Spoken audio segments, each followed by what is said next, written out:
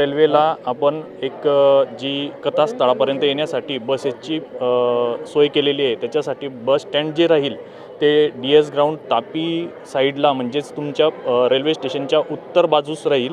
तिथून तर तुमच्या कथास्थळाला आपण जे महामंडळाचं बस स्टॉप दिलेला आहे तिथपर्यंत राहील।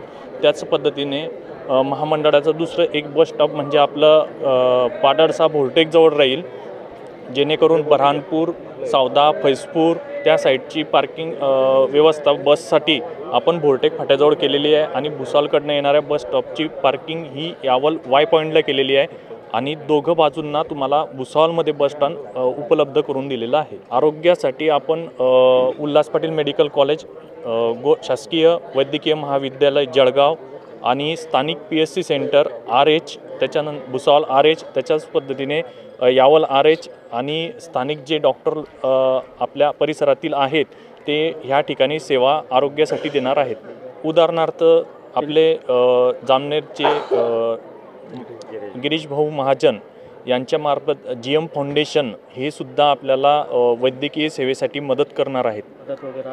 केंद्रातर्फे काही मदत वगैरे असं काही नाही आहे।